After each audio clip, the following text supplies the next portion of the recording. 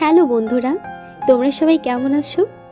গল্পের ঘর YouTube channel থেকে আমি শ্রাবণী। প্রতিদিন নতুন নতুন গল্প শুনতে চাইলে আমাদের চ্যানেলটিকে সাবস্ক্রাইব করে দিন। ধন্যবাদ।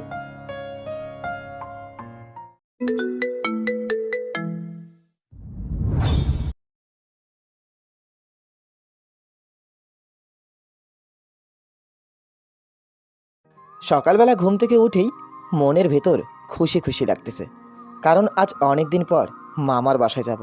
তাই বিছানা থেকে উঠে ওয়াশরুমে গেলাম ফ্রেশ হতে। তারপর ফ্রেশ হয়ে চলে গেলাম খেতে। খাবার টেবিলে দেখি আম্মু বসে আছে। মনে হয় আমার জন্যই বসে আছে। কি রে, তোর ঘুম ভাঙলো? আজ না তুই তোর মামার বাসায় যাবি? হ্যাঁ, যাবো তো মামার বাসায়। আজ দুপুরেই রওনা দেব। এখন খাবার দাও তো, খুব ক্ষুধা লাগছে। ঠিক আছে, সাবধানে যাবি। এখন টেবিলে বস, আমি খাবার দিচ্ছি।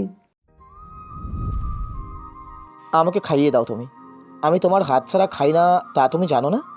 আচ্ছা আয়, আমি খাইয়ে দিচ্ছি। তারপর আম্মুর হাতে খাবার খেয়ে চলে গেলাম। তোর আমার পরিচয় দিতেই তো ভুলে গিয়েছি। বরাবরের মতো আমি আপনাদের সৌরভ। এবার অনার্স 2 বর্ষে, বাবা মায়ের একমাত্র সন্তান। বাকি তথ্যগুলো আমার আইডিতেই পেয়ে যাবেন। তারপর মামাকে ফোন দিলাম। একবার বাজতেই ফোন ধরে ফেললো। হ্যাঁ সৌরভ, বল তোর কি খবর? আর আজ না তোর আমার বাসায় আসার কথা?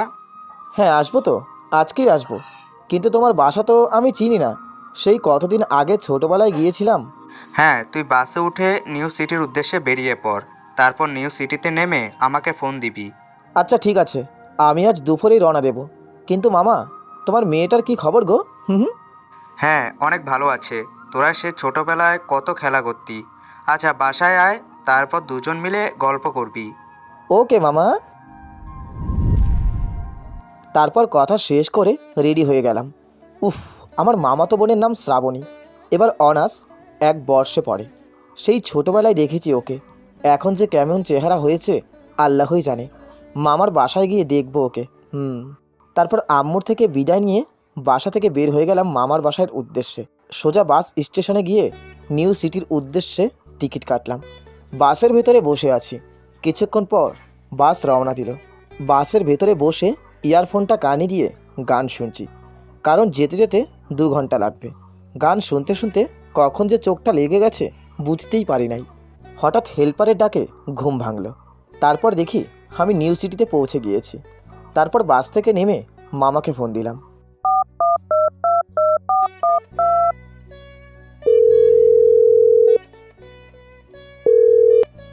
হ্যাঁ, কোথায় তুই? মামা, আমি তো নিউ সিটিতে পৌঁছে গেছি। এখন কোথায় যাব? কিছুই তো চিনি না। চিন্তা করিস না, তুই রিক্সাকে বলে এলিফ্যান্ট রোডে চলে আয়, আর আমি তোর ফোনে আমার বাসার ঠিকানা দিয়ে দিচ্ছি। তারপর একটা রিক্সা নিয়ে এলিফ্যান্ট রোডের উদ্দেশ্যে রওনা দিলাম।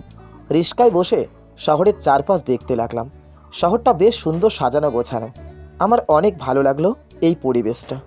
একটু পরে রিক্সা এসে এলিফ্যান্টের রোডে থামলো। তারপর রিক্সা থেকে নেমে ওয়ালেটটা বের করে ভাড়া দিলাম। তারপর হাঁটতে লাগলাম মামার বাসার দিকে। মামা আমার ফোনে তার বাসার ঠিকানা দিয়ে দিয়েছে।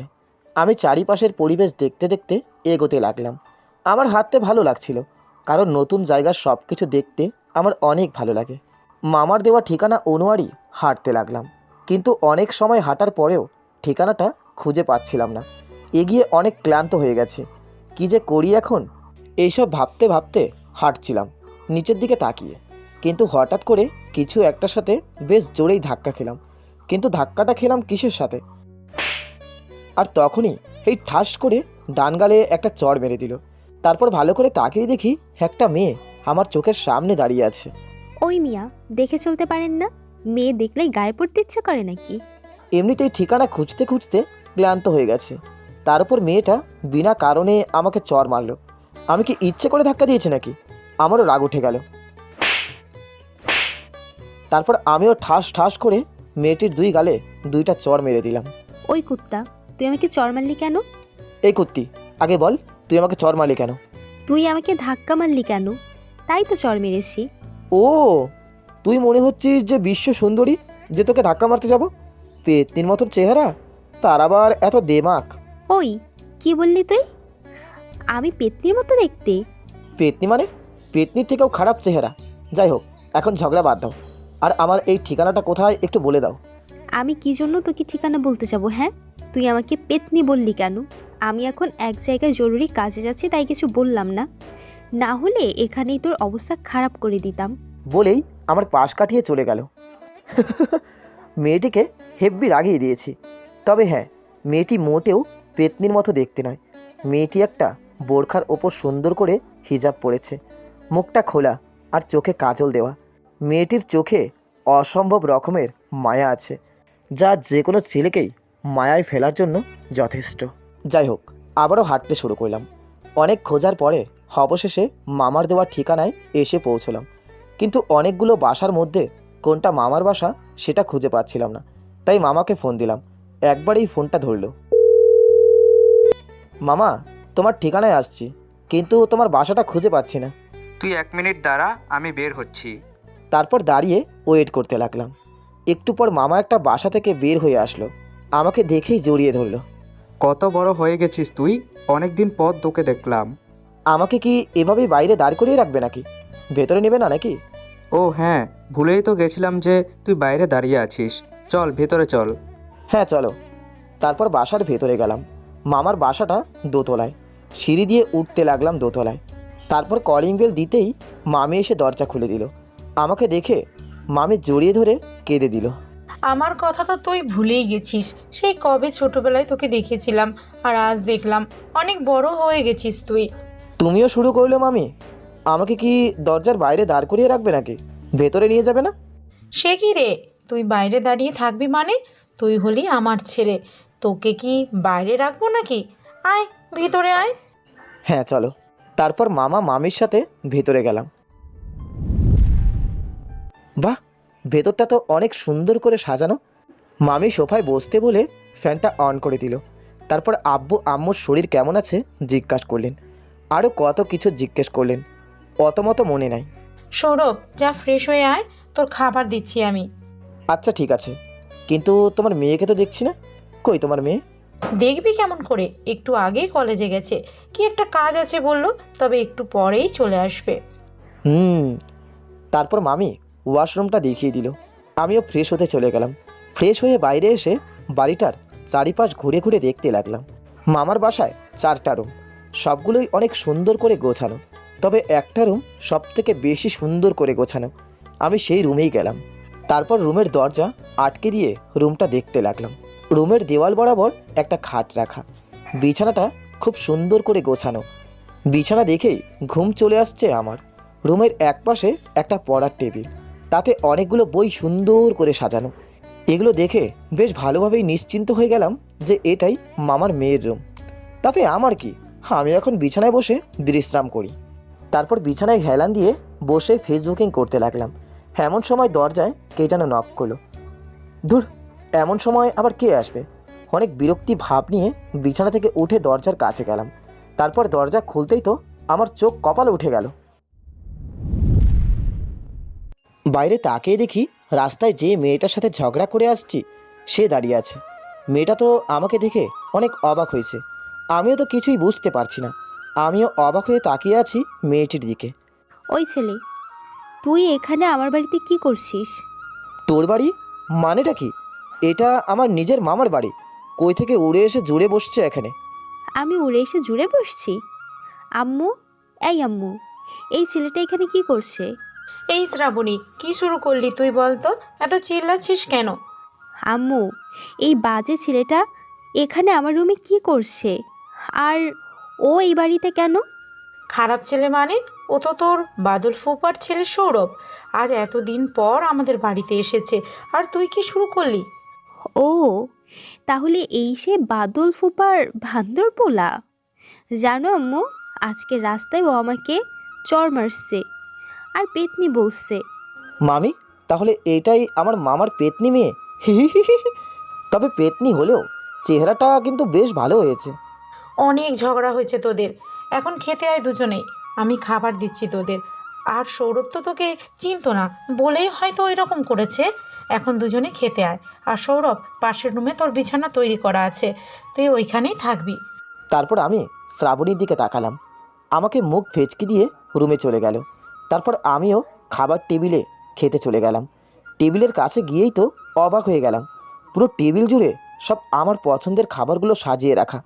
তবে সবথেকে বেশি পছন্দ করি মুরগির মাংস আর পোলাও।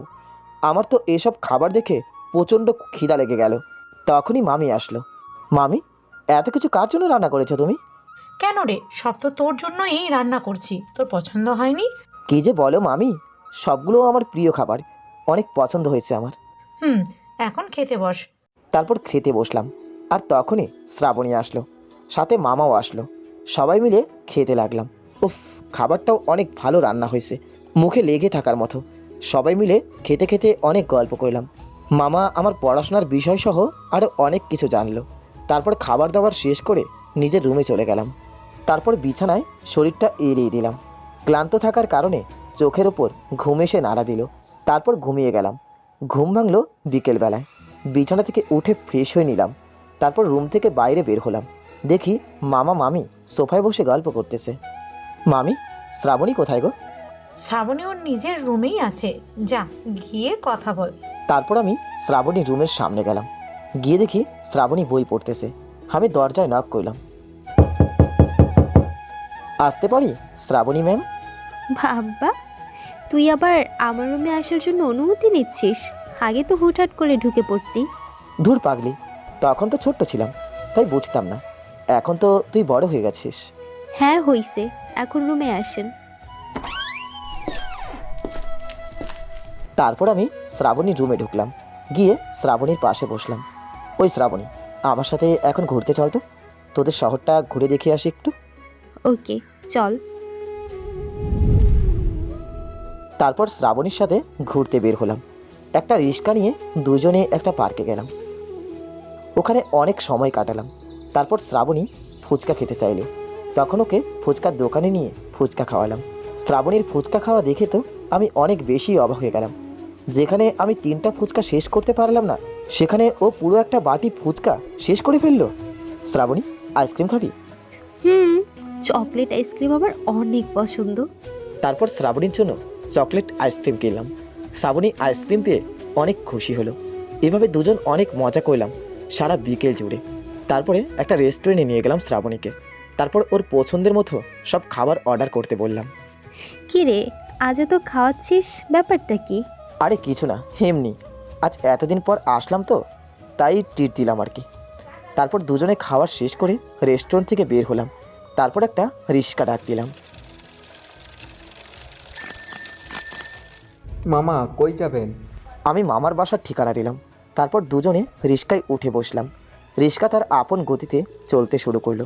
কিছুক্ষণ পর বাসার সামনে এসে রিক্সা দাঁড়ালো। আমি নেমে রিক্সাওয়ালাকে 1000 টাকার একটা নোট দিলাম। তারপর শ্রাবণীও নেমে গেল। মামা ভাড়া তো এত টাকা হয় নাই। আরে মামা, রেখে দেন তো।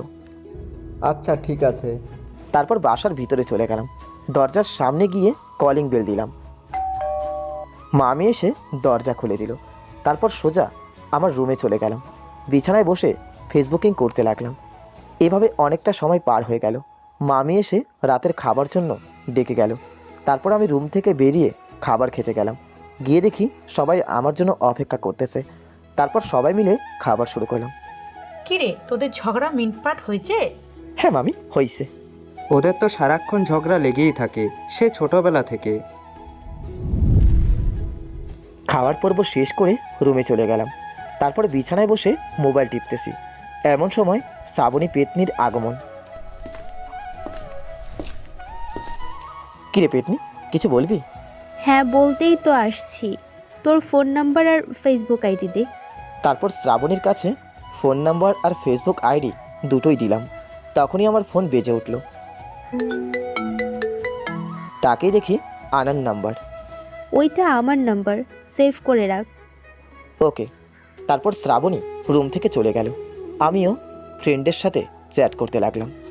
একটু পর মিষ্টি মেয়ে নামে একটা আইডি থেকে ফ্রেন্ড রিকোয়েস্ট আসলো। আমি অ্যাকসেপ্ট করার সাথে সাথেই মেসেজ আসলো। ওই, আমি শ্রাবণী। ও পেতনি, তাহলে এটা তোর আইডি? ওই হারামি, তুই আমাকে কি বললি? কই, কিছু বলি নাই তো। আমি এখন ঘুমিয়ে গেলাম। ওকে, গুড নাইট। Good night. তারপর ফোনটা রেখে ঘুমিয়ে পড়লাম। হঠাৎ দেখি একটা মেয়ে আমার সামনে হাঁটু গেড়ে ফুল নিয়ে আমাকে প্রপোজ করতেছে। মেয়েটাকে দেখতে অসাধারণ। আমিও মেয়েটার প্রেমে পড়ে গেছি। তারপর আমি মেয়েটাকে জড়িয়ে ধরলাম, মেয়েটাও আমাকে জড়িয়ে ধরলো। আহ, তখন কী যে একটা অনুভূতি হচ্ছিল। তখনই আমার পুরো শরীর পানিতে ভিজে গেল। আরে এখানে আবার পানি আসলো কই থেকে? তখনই আমার ঘুম ভেঙে গেল। চোখ খুলে দেখি শ্রাবণী বালতি হাতে নিয়ে পাশে দাঁড়িয়ে আছে। তার মানে এতক্ষণ সব কিছু স্বপ্ন ছিল? কত সুন্দর একটা স্বপ্ন দেখতেছিলাম, এই পেতনি এসে সব কিছু শেষ করে দিল। এই পেতনি, তুই আমার গায়ে পানি দিলি কেন? কত সুন্দর একটা মেয়েকে জড়িয়ে ধরেছিলাম, তুই এসে সব ভেস্তে দিলি। তোকে কতক্ষণ ধরে ডাকতেছি, ওঠোস না কেন? আমি তো পানি মারলাম, আম্মু খেতে রেখেছে, খেতে আয়। বলে শ্রাবণী চলে গেল। সারা শরীর পানিতে ভিজে গেছে, তাই উঠে ওয়াশরুমে গেলাম ফ্রেশ হতে। তারপর ফ্রেশ হয়ে খেতে চলে গেলাম। সবাই আমার জন্য টেবিলে বসে ওয়েট করতেছে। তারপর সবার সাথে খেতে বসলাম। আজকেও মামি আমার সব পছন্দের খাবার রান্না করেছে, অনেক মজা করে খেলাম। খাওয়ার পর সবাই মিলে আড্ডা দিতে বসলাম। গতকাল আসার পর থেকে সবার সাথে বসা হয়নি, সবাই আড্ডা দিতে লাগলাম। শ্রাবণীর খারাপ লাগছে বলল, তাই ও নিজের রুমে চলে গেল। তখন আমি, মামা আর মামি কথা বলতে লাগলাম। আমার মামা বড়ই মিশুক মানুষ, সবার সাথেই অতি সহজেই মিশে যেতে পারে। আমাকে মামা মামি দুজনেই অনেক ভালোবাসে, তাই তাদের কথাই যেন শেষ হতে চাইছে না। সৌরভ, শ্রাবণের ব্যবহারে কিছু মনে করিস না। মেয়েটা একটু রাগী হলেও মনটা অনেক ভালো। হ্যাঁ, মনটা তো অনেক ভালোই, আর চেহারাটাও তো মাশাআল্লাহ একদম মামির মতোই সুন্দরী হয়েছে। তাহলে শ্রাবণীকে তোর পছন্দ হয়েছে? মানে কি বলতে চাইছো তুমি? তারপর মামা যা বলল তা শুনে তো আমার মনের ভিতর লাড্ডু ফুটতে লাগলো। হ্যাঁ, ঠিকই বলছি। আমি আর তোর বাবা মিলে তোদের বিয়ে ঠিক করে রেখেছি, সে তোদের ছোটবেলা থেকে। তুই যদি শ্রাবণীকে পছন্দ করিস তাহলে তোদের বিয়ে দিয়ে দেব। মামার কথা শুনে তো মনে মনে প্রচণ্ড খুশি হলাম, কারণ ছোটোবেলা থেকেই শ্রাবণীকে আমার ভালো লাগতো। আর এখন তো দেখি মেঘ না চাইতেই জল। হ্যাঁ মামা, আমি শ্রাবণীকে পছন্দ করি, তবে ও কি আমাকে মেনে নেবে? সেটার দায়িত্ব তোর, তুই শ্রাবণীকে বোঝাবি। মামার কথা শুনে তো উড়াধুরা নাচতে ইচ্ছে করতেছে। না থাক, আপনাদের সামনে আর নাচবো না। খুশি খুশি মন নিয়ে নিজের রুমে চলে গেলাম। বিছানায় বসে শ্রাবণীর কথা ভাবতে লাগলাম। আহ, পেতনিটা রাজি থাকলে ওকে নিয়েই সারা জীবনটা কাটিয়ে দেব। কিন্তু ওকে এখনই বিয়ের কথা বলা যাবে না, যখন ওর মন ভালো থাকবে তখনই বলতে হবে। ওর কথা ভাবতে ভাবতেই দুপুর হয়ে গেল। তারপর উঠে ফ্রেশ হয়ে নিলাম। গোসলের পর পেটে প্রচণ্ড খিদা লাগছে, তাই মামির কাছে গেলাম। মামি, আমার খিদা লাগছে, খাবার দাও। যা, গিয়ে টেবিলে বস, আমি খাবার দিচ্ছি। মামা আর শ্রাবণী কোথায়? তোর মামা অফিসে গেছে, আর শ্রাবণী ওর রুমেই আছে। যাক, ভালোই হয়েছে। যাই, পেতনিটারে একটু জ্বালিয়ে আসি। যেই ভাবা সেই কাজ। রুমের সামনে গিয়ে দেখি দরজা খোলা আছে, কিন্তু রুমে কেউ নাই। কোথায় আছে দেখার জন্য রুমে ঢুকে গেলাম, কিন্তু রুমে ঢুকে দেখি কেউ কোথাও নেই। এটা কি হলো? পেতনিটা আবার গেল কই? তখনই পানি পড়ার শব্দ শুনতে পেলাম। তার মানে পেতনিটা হয়তো গোসল করতেছে। শ্রাবণীর টেবিলের দিকে খেয়াল করে দেখি গল্পের বই রাখা। আমি গল্পের বই পড়ি না, তাও কৌতূহল বশত বইটা পড়তে লাগলাম। গল্পের শুরুটা পড়ে বেশ ভালোই লাগলো, তাই বাকিটা পড়তে শুরু করলাম। ওই হারামি, তুই এখানে কি করিস? হঠাৎ শ্রাবণীর কথায় চমকে উঠলাম। কখন যে ও এখানে আসছে বুঝতেই পারি নাই। এবার শ্রাবণীর দিকে তাকিয়ে তো পুরো তাসকি খেয়ে গেলাম। শ্রাবণী একটা তোয়ালা দিয়ে শরীর ঢেকে রাখছে, আর চুল বেয়ে ফোঁটা ফোঁটা পানি পড়ছে। তখন ওকে একটা পরীর মতো লাগছিল। ওর দিকে এক নাগাড়ে তাকিয়ে আছি। ওই, ওভাবে কি দেখিস তুই? জীবনে কোনো মেয়ে দেখিস নাই? শ্রাবণীর কথায় ধ্যান ভাঙল। না মানে মেয়ে মানুষ তো দেখছি, কিন্তু তোর মতো সুন্দরী তো এই প্রথম দেখলাম।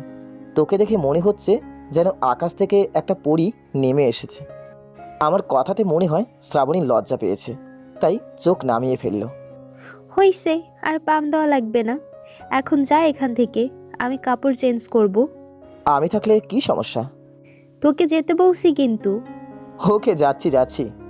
তারপর শ্রাবণীর রুম থেকে চলে আসলাম। আমার রুমে চলে গেলাম। বিছানায় বসে ফোন টিপতে লাগলাম। আমার কয়টা ফ্রেন্ড দেখি লাইনে আছে, তখন ওদের সাথে চ্যাট করতে লাগলাম। একটু পর মামি এসে খাবার জন্য ডেকে গেল। তারপর আমিও খেতে চলে গেলাম। টেবিলে গিয়ে দেখি মামাও অফিস থেকে চলে আসছে, সাথে মামি আর শ্রাবণী বসে আছে। তারপর আমিও খেতে বসলাম। আজকের খাবারগুলো অনেক মজা হয়েছে। খেতে খেতে সবাই মিলে অনেক কথা বললাম। তারপর খাওয়া শেষ করে রুমে চলে গেলাম। তারপর শরীরটা বিছানায় এলিয়ে দিলাম। কখন যে ঘুমিয়ে গেছি বলতে পারলাম না। ঘুম ভাঙলো একেবারে বিকেলে। তারপর উঠে ফ্রেশ হয়ে নিলাম। বাইরে গেলাম একটু ঘুরতে। আজকে বাইরের পরিবেশটা অনেক ভালো লাগছে। আমি গিয়ে একটা পার্কে বসলাম। সামনে দেখি বাদামওয়ালা যাচ্ছে, তাই বাদাম কিনে খেতে লাগলাম। পার্কের পরিবেশটা অনেক ভালো লাগতেছিল, তাই কখন যে প্রায় সন্ধ্যা হয়ে আসছে খেয়ালই করি নাই। তারপর পার্কের বাইরে এসে শ্রাবণীর জন্য একটা চকলেট আইসক্রিম নিলাম, কারণ চকলেট আইসক্রিম শ্রাবণী অনেক পছন্দ করে। তারপর একটা রিক্সা নিয়ে বাসার উদ্দেশ্যে রওনা দিলাম। মনে মনে ভাবলাম যে আজকেই শ্রাবণীকে বিয়ের কথা বলবো। একটু পর রিক্সা বাসার সামনে চলে আসলো। রিক্সা থেকে নেমে ভাড়া দিলাম। তারপর বাসায় গিয়ে কলিং বেল দিলাম। শ্রাবণী এসে দরজা খুলে দিল। কে রে, কই গিয়েছিলি? বাসায় থেকে থেকে বোর হয়ে গিয়েছিলাম, তাই বাইরে থেকে একটু ঘুরে আসলাম। ও, তারপর আমি আমার রুমে চলে গেলাম। রুমে গিয়ে ফ্রেশ হয়ে নিলাম। তারপর বিছানায় বসে মোবাইলে গেম খেলতে লাগলাম। কিছুক্ষণ পর মোবাইল রেখে রুম থেকে বের হলাম। দেখি মামা চলে আসছে। তারপর মামার সাথে কথা বলতে লাগলাম। একটু পর মামি এসে খেতে যাওয়ার জন্য বলে গেল। তারপর সবাই মিলে খাবার খেয়ে নিলাম। সবার সাথে গল্প করে রুমে চলে আসলাম। ফেসবুকিং করতেছিলাম রুমে বসে। হঠাৎ মনে পড়লো যে শ্রাবণীকে তো বিয়ের কথা বলতে চেয়েছিলাম, তাই আর দেরি না করে শ্রাবণীর রুমের দিকে গেলাম। কিন্তু রুমে কেউ নাই, দরজাও খোলা রাখা। মামির কাছে গিয়ে জিজ্ঞেস করলাম যে শ্রাবণী কোথায়। মামি বলল হয়তো ছাদে গেছে, তাই আমিও ছাদে চলে গেলাম। যাওয়ার সময় শ্রাবণীর আইসক্রিমটাও নিয়ে গেলাম ওকে দেওয়ার জন্য। ছাদে গিয়ে দেখি পেতনিটা ছাদের রেলিং ধরে দাঁড়িয়ে আছে। তারপর আমিও ওর কাছে গেলাম। আমি যে ওর পেছনে দাঁড়িয়ে আছি পেতনিটা এখনও টের পায় নাই। তারপর হাত দিয়ে ওর চোখ দুটো ধরলাম। হঠাৎ ধরার কারণে শ্রাবণী ভয় পেয়ে গেল। যখন চিল্লাতে যাবে ওর মুখটা হাত দিয়ে চেপে ধরলাম। আরে আরে, আমি সৌরভ, এত ভয় পাওয়ার কি আছে? হুম, উফ, কি বলতেছো? ও, মনেই তো নাই, আমি তো ওর মুখ ধরে রাখছি। তারপর মুখ ছেড়ে দিতেই জোরে জোরে শ্বাস নিতে লাগলো। ওই হারামি, এভাবে কেউ মুখ চেপে ধরে? আর একটু হলেই তো যেতাম। সরি পেতনি ম্যাডাম। তারপর প্যান্টের পেছন থেকে আইসক্রিমটা বের করে ওকে দিলাম। এই নিন, এটা আপনার জন্য। আইসক্রিম পেয়ে যারা অনেক খুশি হলো। ধন্যবাদ আমার পছন্দের আইসক্রিম দেওয়ার জন্য।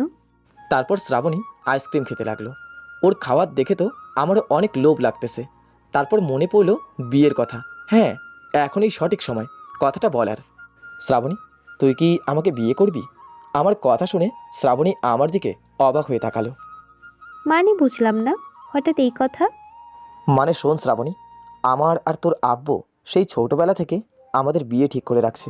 গতকাল মামাও আমাকে বলল সেই কথা। আর আমিও তোকে ভালোবাসি, বিয়ে করতে চাই। তুই কি আমাকে ভালোবাসিস? বিয়ে করবি আমাকে? শ্রাবণী কিছুক্ষণ চুপ করে থেকে কি যেন ভাবলো। তারপর বলল, আমিও তোকে ভালোবাসি আর বিয়েও করব। কিন্তু আমার পড়ালেখা এখনও শেষ হয়নি। আমি আবার স্টাডি শেষ করে বিয়ে করতে চাচ্ছি। কিন্তু বিয়ে হয়ে গেলে কি স্টাডি করতে পারবো?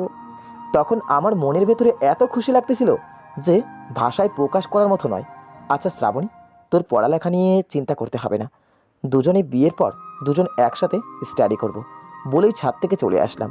তারপর সোজা মামা মামির রুমে চলে গেলাম। দেখি দুজনেই গল্প করতেছে।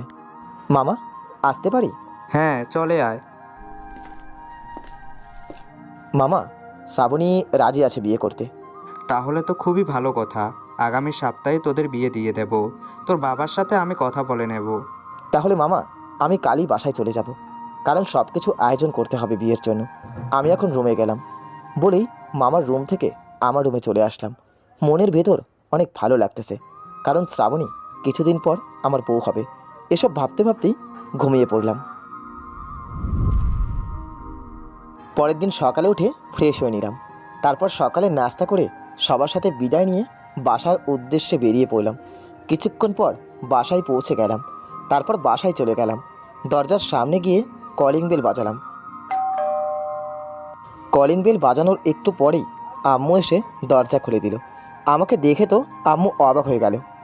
কি রে, 2 দিন আগে গেলি আর আজই চলে আসলি? আসার আগে একবারও জানাতে পারলি না?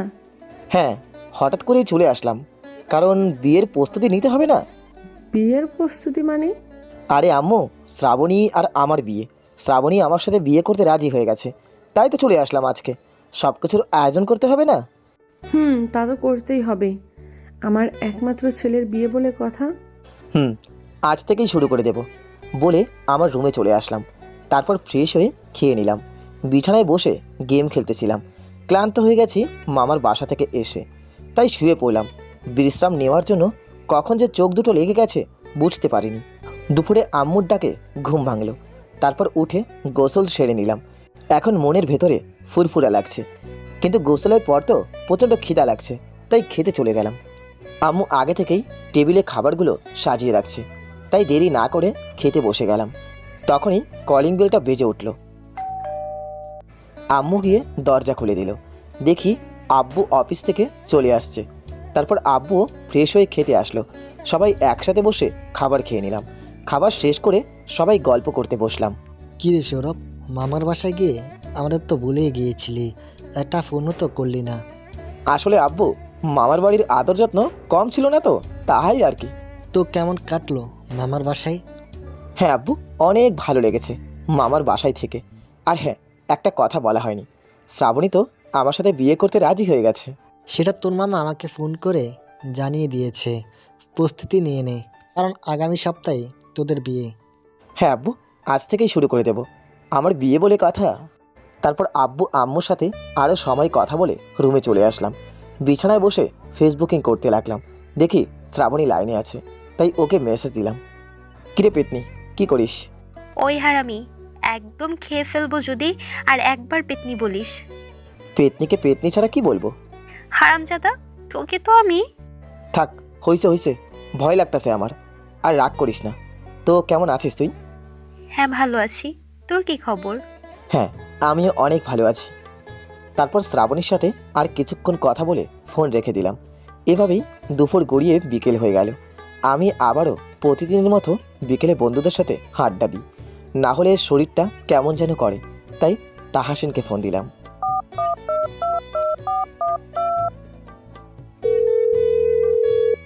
তাহাসিন, তুই কই রে?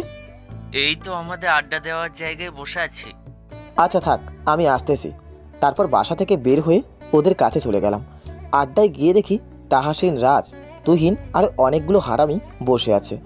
তারপর ওদের কাছে গিয়ে বসলাম। এই যে আসছে আমাদের বস, এবার সবাই তাকে উইশ করো। যাক, আমারে সবাই বস, এটা অনেক, আর কিছু দরকার নেই। তো দোস্ত, কি খবর তোর? ওই যে মামার বাসায় গেলি, তারপর তার খোঁজ নিলি না? তোদের জন্য গুড নিউজ আছে। আগামী সপ্তাহে আমার বিয়ে মামার মেয়ের সাথে।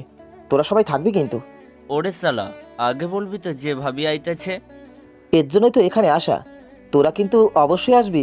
সেটার বলতে? আচ্ছা তোরা থাক, আমার এখন বাসায় যেতে হবে, কারণ বিয়ের কার্ডের অর্ডার দিতে হবে বলে ওদের থেকে বিদায় নিয়ে বাসায় চলে আসলাম। বাসায় এসে কলিং বেল চাপতেই আম্মু এসে দরজা খুলে দিল। তারপর নিজের রুমে চলে গেল। রুমে গিয়ে ফ্রেশ হয়ে নিলাম। তারপর বিছানায় বসে কলেজের পড়াগুলো দেখতে লাগলাম।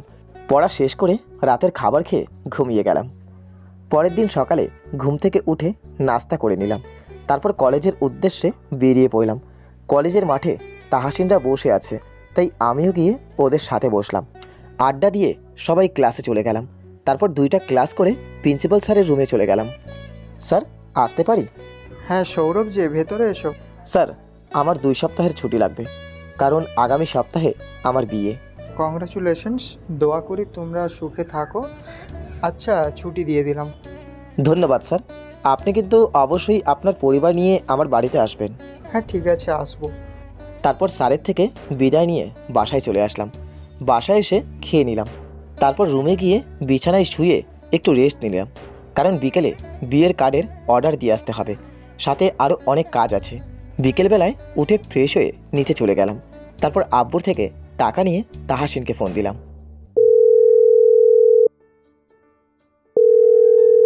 তাহাসিন, তুই কোথায় আছিস? বাসায় আছি এখন। কোনো দরকার?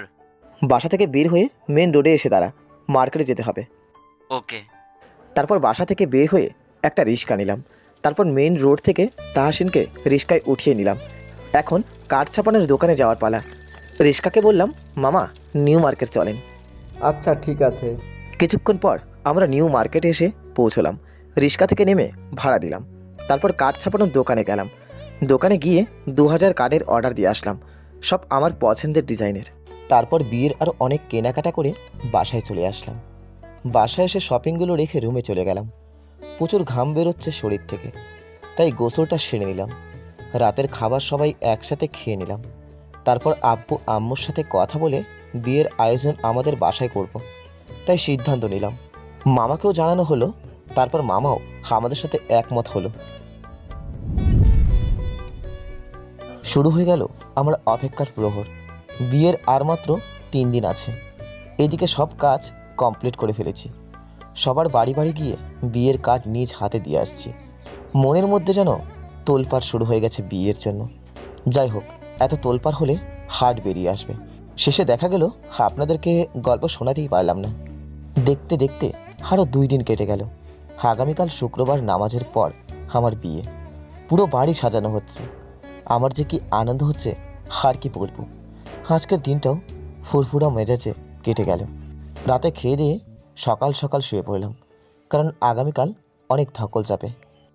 পরের দিন সকাল থেকে আমাদের বাড়ি ভর্তি লোকজন এসে ভরে গেছে। আমার সব হারামি দোস্তগুলো চলে এসেছে।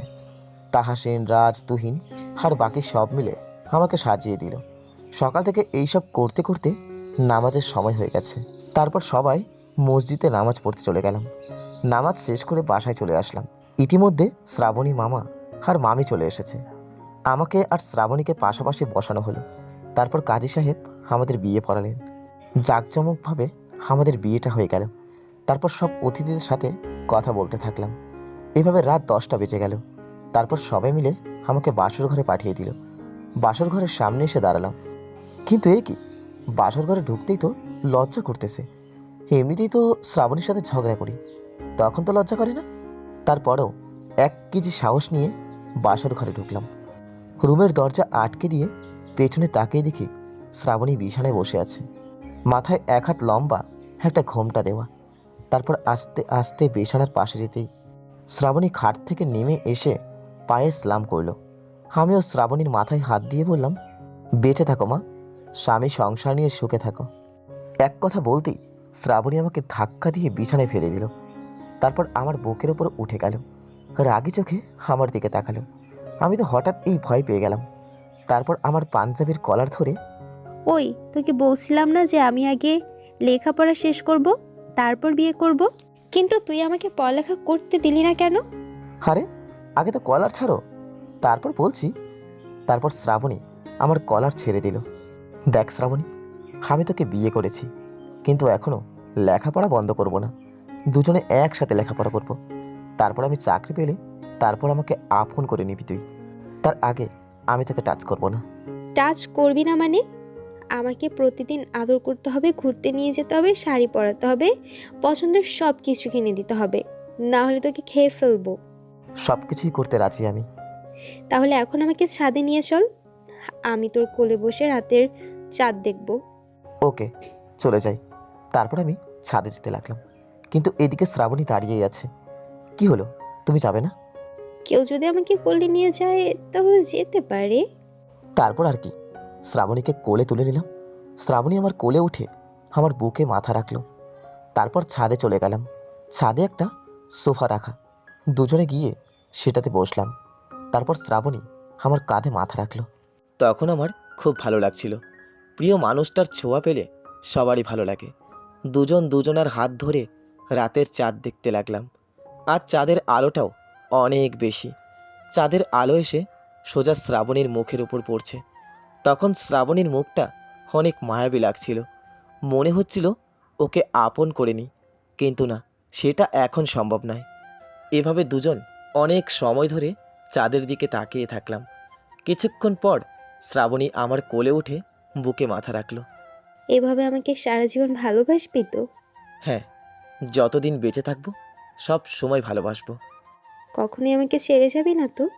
পাগল নাকি? যে কষ্ট করে তোকে পেয়েছি ছাড়ি কেমনে? ধুর, ফাজিল কোথাকার। আচ্ছা, অনেক রাত হয়ে গেছে, এখন রুমে চল। কেউ যদি আমাকে কোলে করে নিয়ে যায় তবে যেতে পারি। তারপর শ্রাবণীকে কোলে তুলে নিলাম, ঠিক যেন একটা আটার বস্তা কোলে নিলাম। যা বুঝলাম তাতে এভাবে সারা জীবন কোলে করে রাখতে হবে। তারপর শ্রাবণীকে নিয়ে সিঁড়ি বেয়ে নামতে লাগলাম। শ্রাবণীর পিচ্ছি মুখটার দিকে তাকিয়ে থাকলাম, অনেক সুন্দর লাগছে। হঠাৎ এই শ্রাবণী আমার ঠোঁটজোড়া ওর দখল করে নিল। এমনিতেই কোলে করে সিঁড়ি দিয়ে নামছি, তার উপর এই কাহিনী করে বসলো।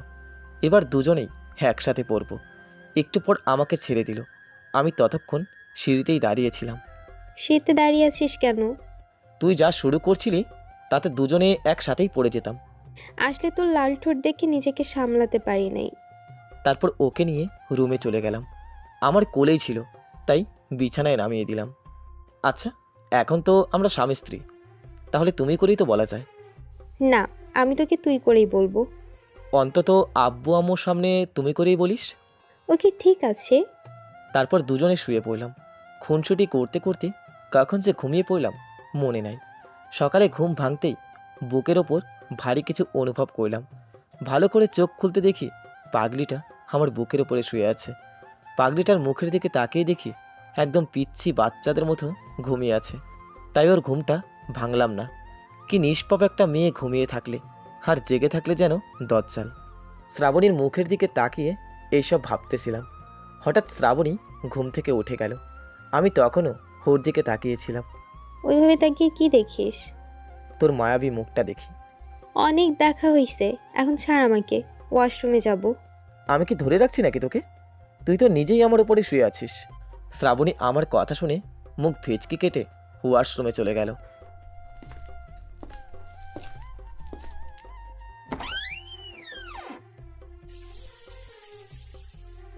তারপর আমিও বিছানা থেকে উঠে জানালার সামনে গিয়ে দাঁড়ালাম। সকালে মিষ্টি রোদ উঠেছে বাইরে, বাইরের পরিবেশটাও অনেক ভালো লাগছে। একটু পর শ্রাবণী ওয়াশরুম থেকে বের হলো। তারপর আমি গেলাম, ফ্রেশ হয়ে বাইরে আসলাম। দেখি শ্রাবণী টাওয়াল নিয়ে দাঁড়িয়ে আছে। তারপর আমাকে টাওয়ালটা দিল। হাত মুখ মুছে দুজনে মিলে নিচে গেলাম।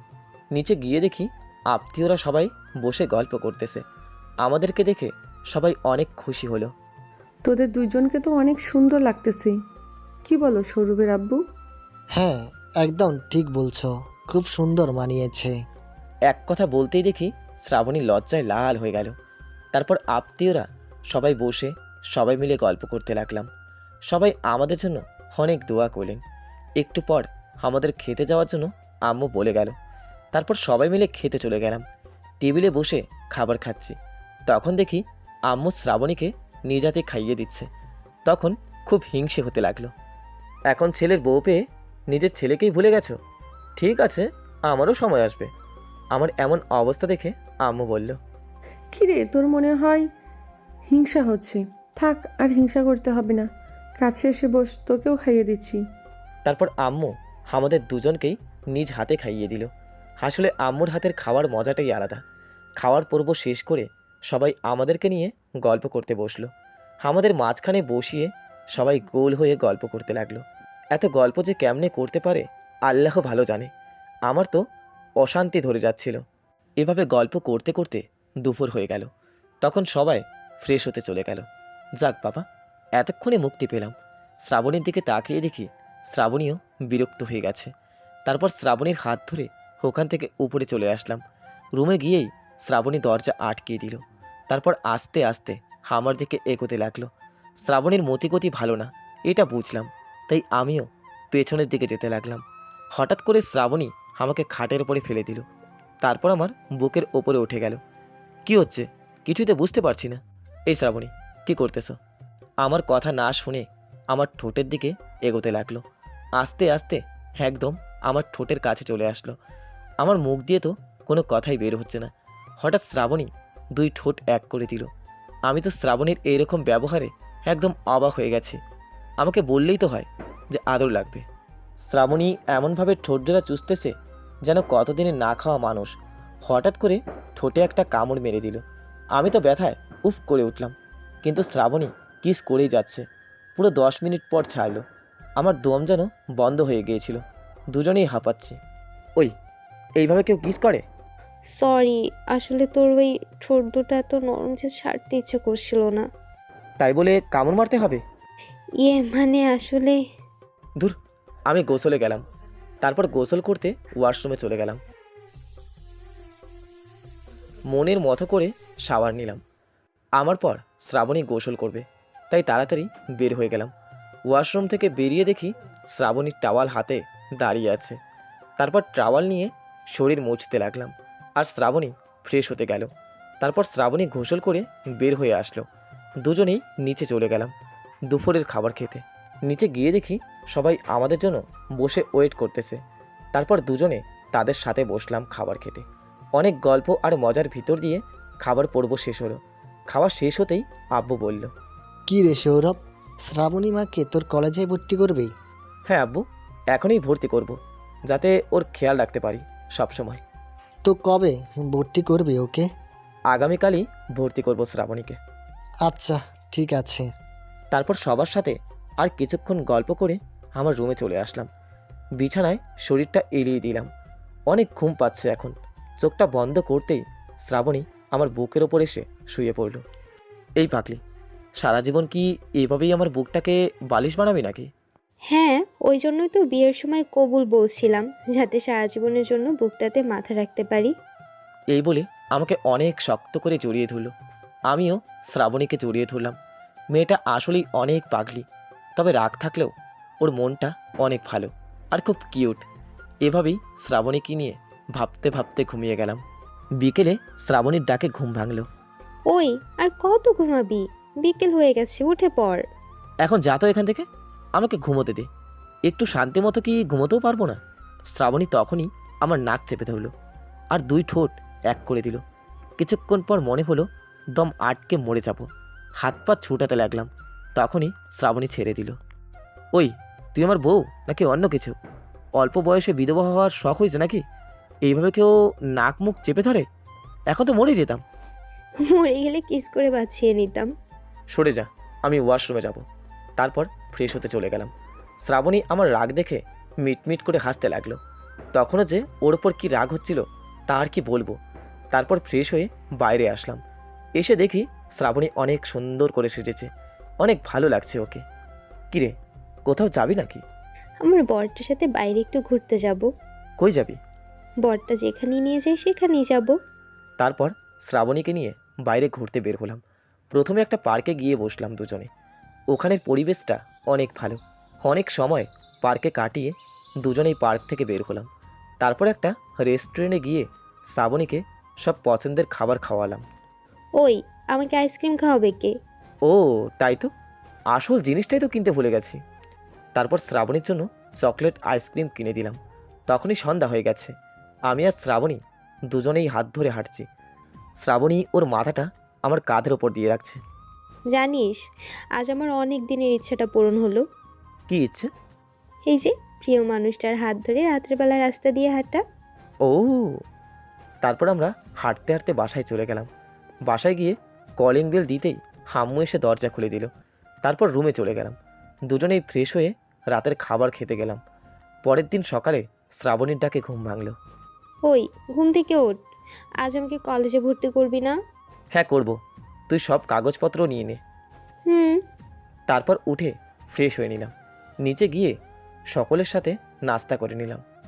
সৌরভ, আমি তোর প্রিন্সিপাল স্যারকে বলে দিয়েছি, তুই শ্রাবণী মাকে গিয়ে ভর্তি কর। ওকে আব্বু। তারপর শ্রাবণীকে নিয়ে বেরিয়ে গেলাম কলেজের উদ্দেশ্যে। আজকে বাইকটা সাথে করে নিয়ে গেলাম। সারা রাস্তা জুড়ে শ্রাবণী বকবক করছে। তারপর কলেজে পৌঁছে সোজা প্রিন্সিপাল স্যারের রুমে চলে গেলাম। স্যার, আসতে পারি? হ্যাঁ এসো সৌরভ, তোমার আব্বু ফোন করে ভর্তির ব্যাপারে জানিয়ে দিয়েছে। শ্রাবণী, কাগজগুলো দাও। শ্রাবণী মা, তুমি শুধু এখানে একটা সাইন করে দাও, তাতেই হবে। তারপর শ্রাবণী সইটা করে দিল। সব কিছু শেষ হলে স্যারের রুম থেকে বের হলাম। কলেজ ক্যাম্পাসে আসতেই শ্রাবণী তো অবাক আর সাথে অনেক খুশিও, কারণ এত বড় কলেজ ক্যাম্পাস শ্রাবণী কখনোই দেখে নাই। আর আমাদের ক্যাম্পাসটাও খুব সুন্দর করে সাজানো। শ্রাবণী পুরো ক্যাম্পাসটা ঘুরে ঘুরে দেখতেছে, আর আমি ওর পিছু পিছু যাচ্ছি। শ্রাবণী পুরো ক্যাম্পাসটা ঘুরে দেখলো। শ্রাবণী, আমাদের কলেজে অনেক সুন্দর একটা পুকুর আছে, চল ওইখানে গিয়ে বসি। ওকে চলো। একটা কথা বলবো? হ্যাঁ বলো। আমিও তোমাকে তুমি করে বলছি, আর তুমিও কিন্তু আমাকে তুমি করেই বলছো। সো এখন থেকে আমরা তুমি করেই বলবো। আচ্ছা ঠিক আছে। তারপর দুজনে গিয়ে পুকুরের পাশে বসলাম। পুকুরে শাপলা ফুল ফুটেছে, যা দেখতে অসাধারণ লাগছে। শ্রাবণী আমার কাঁধের ওপর মাথা রেখে চুপটি করে বসে আছে। আচ্ছা সৌরভ, আমরা সারা জীবন ঠিক এভাবেই থাকবো তো? হ্যাঁ, সব সময় এভাবেই থাকবো, যতদিন বেঁচে থাকবো। এক কথা বলতেই শ্রাবণী আমার সাথে একদম মিশে যায়। দুজন অনেক সময় পুকুরের পাশে কাটালাম। একটু পর ওখান থেকে ক্যাম্পাসে আবার চলে আসলাম। এসে দেখি তাহাসিন, রাজ, তুহিন বসে বসে গল্প করতেছে। তারপর আমি আর শ্রাবণী ওদের কাছে গিয়ে বসলাম। আরে শ্রাবণী আপু যে, কেমন আছো? এই তো অনেক ভালো আছি, আপনি কেমন আছেন? হ্যাঁ, আমিও অনেক ভালো আছি। তবে শুনো, তুমি সৌরভের বউ, তাই আমাদেরকে তুমি করেই ডাকবে। ওকে ঠিক আছে ভাইয়া। এতক্ষণ ধরে ওদের কথাবার্তা শুনতেছিলাম, আমিও কোনো কথা বলার মতো সুযোগই পাইলাম না। তারপর রাজতহিন, তোদের কি খবর? আমরা সবাই অনেক ভালো আছি, কিন্তু আমাদের ট্রিট কই ভাই? বিয়ে তো সবাই খেলি, তারপরেও ট্রিট লাগবে? হ্যাঁ লাগবে, আর এখনই। ওকে, একটা রেস্টুরেন্টে চল, তোদের ট্রিট দেবো। তারপর সবাইকে নিয়ে একটা রেস্টুরেন্টে গেলাম। পাশাপাশি দুইটা টেবিলে সবাই মিলে বসলাম। তারপর সবাইকে বললাম খাবার অর্ডার করতে। তারপর ওরা ইচ্ছে মতো অর্ডার দিতে শুরু করলো। আমিও তো অবাক হয়ে তাকিয়ে আছি ওদের দিকে। ওরা এমনভাবে অর্ডার করতেছে যেন সবগুলোই কতদিনের না খাওয়া। কিরে, এত খাবার তিনজনে মিলে খেতে পারবি তো? দেখতেই থাক তুই। শ্রাবণী, তুমি কি খাবে? আমাদের জন্য দুটো ব্ল্যাক কফি বলো। ওকে ঠিক আছে। তারপরে দুইটা ব্ল্যাক কফি দিতে বললাম আমার আর শ্রাবণীর জন্য। সব হারামিগুলো এমনভাবে খাচ্ছে যেন কোনোদিন কিছু খায় নাই। শ্রাবণী ওদের খাওয়া দেখে মিটমিট করে হাসতেছে। টেবিলে যত খাবার ছিল সব ওরা নিমিষেই সারাপ করে দিল। আমি তো কি বলবো, কিছুই খুঁজে পাচ্ছিলাম না। ওরা যে এতটা খাদক সেটা আমার জানা ছিল না। আমাদের সবার খাবার শেষ হলে বিল পে করতে গেলাম। তারপর বিলের কাগজ দেখে তো আমার মাথা আকাশ ভেঙে পড়ল। পকেট পুরো ফাঁকা করার জোগাড়। তারপর বিলটা দিয়ে সবাই রেস্টুরেন্ট থেকে বের হয়ে গেলাম। তারপর সবাই মিলে আবারও কলেজের ক্যাম্পাসে গেলাম। কিছুক্ষণ সবাই মিলে আড্ডা দিয়ে দুপুরে বাসায় চলে আসলাম। বাসার সামনে এসে কলিং বেল দিলাম। কিছুক্ষণ পর হাম্মু এসে দরজা খুলে দিল। তারপর ভিতরে ঢুকলাম, দেখি মামা, মামি আর আব্বু মিলে গল্প করতেছে। সৌরভ, তোরা রুমে গিয়ে ফ্রেশ হয়ে আয়, সবাই মিলে একসাথে খাবো। আচ্ছা আব্বু। তারপর আমি শ্রাবণীকে নিয়ে রুমে চলে আসলাম। শ্রাবণী ওয়াশরুমে গেল কাপড় চেঞ্জ করে আসতে। আমিও কাপড় চেঞ্জ করলাম। তারপর ফ্রেশ হয়ে খেতে চলে গেলাম। সবাই টেবিলে বসে আমাদের জন্য ওয়েট করতেছে। তারপর সবাই মিলে খেয়ে নিলাম। খাওয়ার পর্ব শেষ করে রুমে চলে গেলাম। সকাল থেকে বেশ ধকল যাওয়ার কারণে খুব ক্লান্ত লাগছে এখন, তাই বিছানায় শরীরটা এড়িয়ে দিলাম। ক্লান্তিতে কখন যে চোখটা লেগে গেছে বুঝতেই পারি নাই। বিকেলবেলায় শ্রাবণীর ডাকে ঘুম ভাঙল। তারপর উঠে ফ্রেশ হয়ে নিলাম। প্রত্যেক দিন বিকেলবেলাতেও বাইরে থেকে ঘুরে আসি, তাই অভ্যেস হয়ে গেছে। শ্রাবণীকে নিয়ে বাইরে ঘুরতে চলে গেলাম। বড় রাস্তা দিয়ে হাঁটার সময় হঠাৎ করেই শ্রাবণী থেমে গেল। কি হলো, তুমি থেমে গেলে কেন? ওই যে দেখো ফুচকার দোকান, আমি ফুচকা খাবো। তারপর আর কি করার, মেয়েদের মন সবসময় ফুচকা খাই খাই। মেয়েদের চোখে কোনো কিছু না পড়লেও ফুচকা ঠিকই চোখে পড়ে যায়। দেখি ফুচকা মামা বেশ বড় করেই একটা দোকান দিয়েছে। তারপর শ্রাবণীকে নিয়ে ফুচকার দোকানে গেলাম। শ্রাবণী 2 প্লেট ফুচকা অর্ডার করলো। এই শ্রাবণী, আমি ফুচকা খাই না। আজ না হয় আমার জন্যই খাও। তারপর শ্রাবণী ওর জন্য বেশি করে ঝাল দিয়ে আর আমার জন্য ঝাল না দিয়ে ফুচকার অর্ডার দিল, কারণ আমি ঝাল খেতে পারি না। তারপর আর কি করার, আমার রাজি হতেই হলো। সেখানেই বসার জন্য বেঞ্চ রাখা ছিল, ওখানেই দুজনে মিলে বসলাম। তারপর শ্রাবণী আমার কাছে এসে বকবক করতে লাগলো। একটু পরে মনে হলো যে কান দুটো আইসিইউতে রেখে আসতে হবে। একটু পরে ফুচকা দিয়ে চলে গেল দোকানদার। তখন শ্রাবণীর বকবক থেমে গেল। আর আমিও শান্তির নিঃশ্বাস ফেললাম। দুজনে মিলে ফুচকা খেতে লাগলাম, কিন্তু আমিও 2 থেকে 3টা ফুচকা খেয়েই চোখ দিয়ে পানি চলে আসলো, কারণ ফুচকাতে একটু বেশি করেই ঝাল হয়ে গেছে। আমার প্রচণ্ড পরিমাণে ঝাল লেগেছে, তাই আর খেতে পারছি না। এদিকে ঝালে আমার অবস্থা খারাপ হয়ে গেছে। শ্রাবণীর দিকে তাকিয়ে দেখি খুব মজা করে ফুচকা খেয়ে যাচ্ছে। ওর আশেপাশে কে আছে সেটা ওর মনে কোনো খেয়ালই নাই। হঠাৎ করেই শ্রাবণী আমার দিকে তাকালো, তারপর আমার অবস্থা দেখে বুঝে গেল আমার ব্যাপারটা। এই, তোমার কি অনেক বেশি ঝাল লাগছে? তোমার কি পানি লাগবে? এই কথা বলছো না কেন? আমার এতে বেশি ঝাল লেগেছে যে আমি হাঁপাচ্ছি, কথাই বলতে পারছি না। তারপর শ্রাবণী ফুচকার দোকানিকে বলল, এই মামা, আপনার কাছে পানি আছে? পানি দিন তো। সরি ম্যাম, পানি নাই। কি বলছেন কি আপনি? পানি নাই মানে? তাহলে ফুচকা বিক্রি করতেছেন কেন? আপনাকে তো আগেই বলেছিলাম যে ওর ফুচকাতে ঝাল কম দিতে, আবার বলতেছেন যে পানি নাই। Sorry ma'am. এদিকে আমার অবস্থা খারাপ হয়ে গেছে। আমার অবস্থা দেখে শ্রাবণী আমার হাত ধরে উঠিয়ে দাঁড় করালো, তারপর টানতে টানতে একটা গাছের আড়ালে নিয়ে গেল। আমি ঝালের কারণে কান্না করে দিচ্ছি। শ্রাবণী আমার সামনে এসেই 2 ঠোঁট এক করে দিল। শ্রাবণীর মিষ্টি ঠোঁটের ছোঁয়া পেয়ে আমার ঝাল কমতে শুরু করলো। শ্রাবণী ওর ঠোঁট দিয়ে আমার ঠোঁটটা জোরে জোরে চুষতে লাগলো। নিমিষের ঝাল যেন কোথায় হারিয়ে গেল শ্রাবণীর ঠোঁটের ছোঁয়ায়। কিছুক্ষণ পর শ্রাবণী আমার ঠোঁট ছেড়ে দিল। এই, তোমার ঝাল কমেছে? তারপরে আমি না বলতেই যারা আবারও ওর ঠোঁট দিয়ে আমার ঠোঁট জোড়া চেপে ধরলো। এভাবে কিছুক্ষণ থেকে তারপর ছেড়ে দিল। এবার ঝাল কমেছে তো? আমি না বলেই হেসে দিলাম। শ্রাবণী ব্যাপারটা বুঝতে পেরে আমার বুকে মৃদু আঘাত করতে লাগলো। আমিও শ্রাবণীকে জড়িয়ে ধরলাম। তারপর আমরা দোকানে গিয়ে ফুচকার বিলটা দিয়ে দিলাম। বিল দিয়ে বাসার দিকে রওনা দিলাম। পথে শ্রাবণীকে একটা চকলেট আইসক্রিম কিনে দিলাম। শ্রাবণী আইসক্রিম পেয়ে খুশিতে ওর চোখ জলজল করতে লাগলো।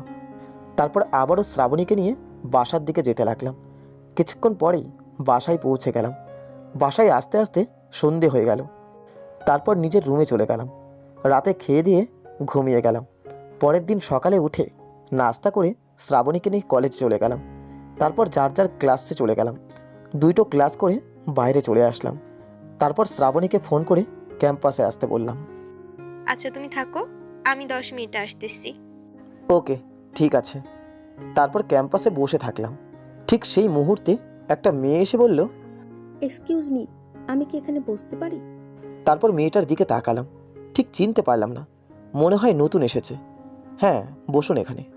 তারপর মেয়েটি আমার পাশে এসে বসলো। আচ্ছা, আমি এই কলেজে নতুন এসেছি, কাউকেই তেমন চিনি না। আমাকে কি আপনার বন্ধু বানাবেন? হ্যাঁ, অবশ্যই, কেন নয়। হাই, আমি তাইবা। আমিও মুচকি হেসে হাত বাড়িয়ে হ্যান্ডশেক করলাম। হাই, আমি মাহফুজ। ঠিক সেই মুহূর্তে শ্রাবণী আমাদের সামনে চলে আসলো। আমি তখনও তাইবার হাত ধরে বসে আছি। শ্রাবণী হঠাৎ করে চলে আসায় হাতটা ছাড়তে মনে নাই। ও, তাহলে এখানে এই কাজ চলছে? সৌরভ, তুমি কি করে পারলে আমার সাথে এরকম করতে? আমি তো শ্রাবণীর কথায় কিছুই বুঝতে পারছি না। কি হয়েছে শ্রাবণী? কি বলতেছো এইসব? কি বলতিস মানে? তুই বুঝতে পারতেছিস না আমার বর্তমানে তুই এই মেয়ের সাথে রিলেশন করছিস, আবার হাত ধরে বসেও আছিস, আর এখন সাধু সাজা হচ্ছে যে কিছুই বুঝতে পারতেছিস না? শ্রাবণীর কথা শুনে তো আমার চোখ কপালে উঠে গেল। আমি তখনও তাইবার হাত ছেড়ে দিলাম। কি বলতেছো এইসব? শ্রাবণী, তুমি ভুল বুঝতেছো। আমাদের মাঝে কোনো কিছুই নাই। আজকে জাস্ট মেয়েটা আমার সাথে ফ্রেন্ডশিপ করলো। তোকে বিশ্বাস করাটাই ভুল ছিল।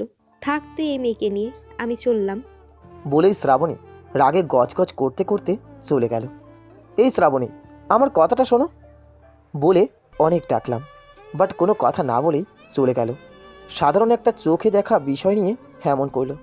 তাইরা এতক্ষণ বসে বসে আমাদের কাহিনী দেখতেছিল। তাইবা তো অনেক অবাক হয়ে গেছে। তারপর বলল, সরি সৌরভ, আমার জন্য তোমাদের সম্পর্কে খাত তৈরি হলো। আমি যদি এখন না আসতাম তাহলে এমন হতো না। আরে তুমি মন খারাপ করতেছো কেন? এটা তেমন কোনো বিষয় না। আসলে শ্রাবণী আমাকে অনেক ভালোবাসে তো, তাই এমন করছে। শ্রাবণী আসলে বিষয়টা বুঝতে পারেনি। শ্রাবণীকে ব্যাপারটা বোঝালেই ঠিক হয়ে যাবে। হুম। আচ্ছা ঠিক আছে, তুমি এখন বাসায় যাও, আর আমি শ্রাবণীকে ঠিক করি। বলে আমি বাসার দিকে রওনা দিলাম। একটু পর বাসায় পৌঁছে গেলাম। বাসায় গিয়ে কলিং বেল দিলাম। তারপর আম্মু এসে দরজা খুলে দিল। ভেতরে ঢুকতেই আম্মুর প্রশ্ন, কী রে সৌরভ, শ্রাবণীর সাথে তোর কি হয়েছে? শ্রাবণী বাসায় এসে কাঁদতে কাঁদতে উপরে চলে গেল। কিছু হয়নি আম্মু, সাধারণ একটা ব্যাপার নিয়ে রাগ করেছে, ও ঠিক হয়ে যাবে। ও ঠিক আছে। তারপর আমি রুমে চলে গেলাম। গিয়ে দেখি শ্রাবণী রুমে শুয়ে আছে। আমি কিছু না বলেই ফ্রেশ হতে চলে গেলাম। তারপর নিচে গিয়ে খেয়ে আসলাম। খাওয়ার পর্ব শেষ করে আবার রুমে চলে আসলাম। পাগলিটা এখনও ওইভাবেই বিছানায় শুয়ে আছে। এতক্ষণ আমি ওর বাসায় এসেছি, একবারও আমার দিকে ফিরেও তাকায়নি। বুঝলাম পাগলিটা আমার উপরে অনেক রাগ করে আছে। আমিও পাগলিটার পাশে গিয়ে শুয়ে পড়লাম। আমি শোয়ার পরে শ্রাবণী আমার থেকে একটু দূরে সরে গেল। বাবা বাবা, এত অভিমান আর রাগ একসাথে জমা করে রেখেছ? থাক, এখন আর ওকে বিরক্ত করব না, একটু পরে এমনিতেই ঠিক হয়ে যাবে। এভাবে ওর পাশে শুয়ে থাকলাম। এভাবে দুপুর গড়িয়ে বিকেল হয়ে গেল। তারপর শোয়া থেকে উঠে বসলাম। দেখি পাগলিটা ঘুমিয়ে গেছে, তাই ওকে আর ডাকলাম না। তারপরে ফ্রেশ হয়ে বাইরে গেলাম একটু ঘুরতে। কিন্তু ঘুরতে ইচ্ছে হচ্ছে না আজকে। প্রত্যেক দিন শ্রাবণীকে নিয়ে ঘুরতে যাওয়া, তো আজ শ্রাবণী নাই, তাই ভালো লাগছে না। অনেক সময় আনমনে ঘুরলাম। তারপর সন্ধ্যার দিকে বাসায় চলে আসলাম। বাসায় এসে রুমে গিয়ে ফ্রেশ হয়ে নিলাম, কিন্তু শ্রাবণীকে কোথাও দেখতে পাচ্ছি না। কই গেল মেয়েটা? ব্যালকনিতে গেলাম, কিন্তু সেখানেও নাই। তারপর মনে পড়লো শ্রাবণীর মন খারাপ থাকলে ছাদে গিয়ে দাঁড়িয়ে থাকে।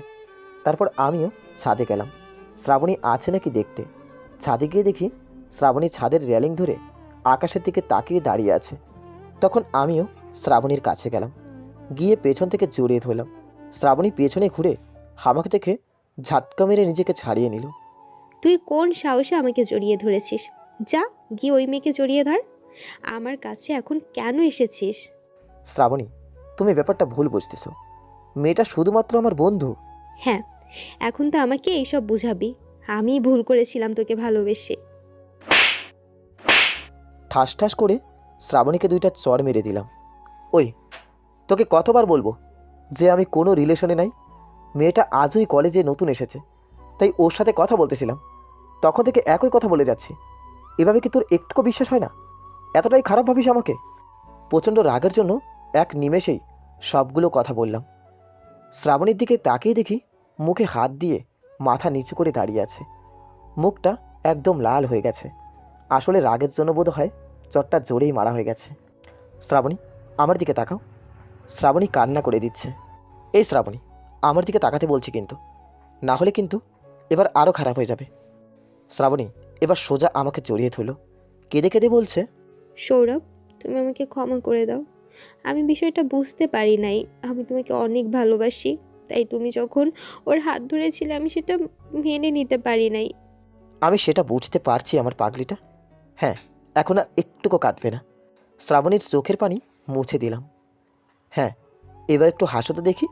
জানো তো, তোমার হাসি আমার অনেক ভালো লাগে। আমার কথা শুনে শ্রাবণী হেসে দিল। আর তখন আমিও ওর হাসি দেখে অন্য জগতে চলে গিয়েছিলাম। একটু মেয়ের হাসিতে যে এতটা মায়া থাকতে পারে, সেটা শ্রাবণীকে না দেখলে বুঝতে পারতাম না। তারপর শ্রাবণীকে কোলে করে নিয়ে রুমে চলে আসলাম। তারপর রাতের খাবার খেয়ে বিছানায় শুয়ে পড়লাম, কারণ কালকে আবারও কলেজে যেতে হবে। শ্রাবণীর সাথে খুনসুটি করতে করতে রাতে ঘুমিয়ে গেলাম। সকালে শ্রাবণীর ডাকে ঘুম ভাঙল। তারপর ফ্রেশ হয়ে ল্যাপটপটা নিয়ে বসলাম। ল্যাপটপটা অন করতেই তো আমার চোখ খুশিতে ঝলঝল করে উঠল, কারণ আমি বিদেশে যেই ভার্সিটিতে পড়ার জন্য আবেদন করেছিলাম সেখানে আমাকে সিলেক্টেড করে নিয়েছে। আসলে আমার অনেক দিনের ইচ্ছে যে আমি দেশের বাইরে গিয়ে স্টাডি করব, আর আজকে সেই স্বপ্নটা পূরণ হলো আমার। কি যে খুশি লাগতেছে কী আর বলবো। যাই হোক, তারপর সকালে নাস্তাটা সেরে শ্রাবণীকে নিয়ে কলেজে চলে গেলাম। কলেজে গিয়ে দেখি তায়েবা একা একা বসে আছে। তারপর শ্রাবণীকে তায়েবার সাথে পরিচয় করিয়ে দিলাম। ভালো কথা হলো, তায়েবা ও শ্রাবণীর সাথে একই ইয়ারে পড়ে, আর ডিপার্টমেন্টটাও এক। তারপর ওদের থেকে বিদায় নিয়ে আমি ক্লাসে চলে আসলাম। আজকে স্যার এসে সবাইকে কিছু নোট দিয়ে গেলেন। দুটো ক্লাস করে বাইরে চলে আসলাম। তারপর দেখি মাঠের মাঝখানে শ্রাবণী আর তায়েবা বসে গল্প করতেছে। আমিও ওদের সাথে যোগ দিলাম। অনেকক্ষণ কথাবার্তা বলে দুপুরে বাসায় চলে আসলাম। তারপর রুমে গিয়ে শাওয়ার নিলাম, খেয়ে দিয়ে ঘুমিয়ে গেলাম। ঘুম একেবারে বিকেলে ভাঙলো। উঠে দেখি শ্রাবণী আমার বুকের ওপর শুয়ে আছে। তারপর শ্রাবণীকে ডাক দিতেই ঘুম থেকে উঠে গেল। তারপর দুজনে ফ্রেশ হয়ে বাইরে ঘুরতে গেলাম। তারপর রুমে চলে গেলাম। রাতের খাবার জন্য আম্মু এসে ডেকে গেল। তারপর দুজনে মিলে খেতে চলে গেলাম। সবাই মিলে খেতে খেতে আমিও স্টাডির কথাটা বললাম। আব্বু, আমি দেশের বাইরে একটা ভার্সিটিতে আবেদন করেছিলাম, আর আজকে ওরা আমাকে সিলেক্টেড করেছে। কিছুদিন পরেই আমাকে দেশের বাইরে চলে যেতে হবে। আমার কথা শুনে শ্রাবণীর দেখলাম মুখটা মলিন করে ফেলেছে। সে কি রে, এসব কি বলতেছিস তুই? আমাদের ছেড়ে বিদেশে গিয়ে পড়াশোনা করবি? আব্বু, আমার অনেক দিনের ইচ্ছে যে আমি দেশের বাইরে লেখাপড়া করব। তোমরা অবশ্য না করবে না? সেটা তো বুঝলাম, কিন্তু শ্রাবণী মা কি করে এতদিন একা একা থাকবে? আব্বু কথাটা বলার পর শ্রাবণী মন খারাপ করে রুমে চলে গেল। দেখলি তুই, শ্রাবণী তোর কথা শুনে চলে গেল। তুই তো দেশে থেকে ভালো ভার্সিটিতে পড়তে পারিস। দেখো আব্বু, আমি যা বলছি সেটাই ফাইনাল, আর শ্রাবণীকে আমি বুঝিয়ে বলবো বিষয়টা। ঠিক আছে, তুই যা ভালো মনে করিস। তারপর খেয়ে দিয়ে রুমে চলে আসলাম। শ্রাবণীকে রুমে দেখতে পারছি না, নিশ্চয়ই ছাদে গেছে। তাই আমিও গেলাম। গিয়ে দেখি শ্রাবণী মন খারাপ করে ছাদে দাঁড়িয়ে আছে। তখন আমি গিয়ে শ্রাবণীকে পিছন থেকে জড়িয়ে ধরলাম। দেশের বাইরে কি না গেলে হয় না? আমি এতদিন কিভাবে একা থাকবো? মাত্র তো 3টা বছর, দেখতে দেখতে চলে যাবে। আর আমি তো তোমাকে প্রতিদিনই ফোন করব, কোনো সমস্যা নাই। না, তারপরও আমি তোমাকে ছাড়া থাকতে পারবো না। তুমি বিদেশে যাবে না, এটাই ফাইনাল। শ্রাবণী, আমাকে যেতেই হবে, কারণ এটা আমার অনেক দিনের ইচ্ছে। তুমি যাবে না, আমি তোমাকে যেতে দেব না। আর এটাই ফাইনাল, না হলে আমি কিছু একটা করে ফেলবো। আমার প্রচণ্ড রাগ হয়ে যায় শ্রাবণীর কথা শুনে। আমি বিদেশে যাব, আর এটাই ফাইনাল বলে আমি পেছনে সরে যেতেই ছাদ থেকে পিছলে যাই। আমি নিচে পড়ে যেতে গেলে শ্রাবণী আমার হাত ধরে ফেলে, তারপর শক্ত করে জড়িয়ে ধরে। পাঠকরা তো কত কিছুই ভেবে ফেলেছেন যে আমি মরে যাব। আরে ভাই, আমি মরে গেলে গল্প শোনাবে কে? হুম। আমি তোমাকে কখনোই আমার জীবন থেকে হারাতে দেব না, সব সময় আগলে রাখবো। আর আমি বুঝতে পারছি যে তুমি বিদেশে পড়ালেখা করবে, সো তোমাকে যেতে দেব। তবে অনেকগুলো শর্ত আছে। তো আমার কলেজাটার শর্তগুলো একটু শুনি। 1 ঘন্টা পর পর আমাকে ভিডিও কল দিতে হবে। সবসময় আমার কথা মনে করবে। কোনো মেয়ের দিকে ভুলেও তাকাবে না। মাথা সবসময় নিচু করে রাখবে। ভালো করে লেখাপড়া করবে। আর কোনো শর্ত বাকি আছে নাকি? হ্যাঁ আছে, মনে বললে বলবো। তারপর শ্রাবণীর সাথে রুমে চলে আসলাম। রাত অনেক হয়ে গেছে, তাই শুয়ে পড়লাম। সকালবেলায় শ্রাবণীর ডাকে ঘুমটা ভেঙে গেল। তারপর ওয়াশরুমে গেলাম ফ্রেশ হতে।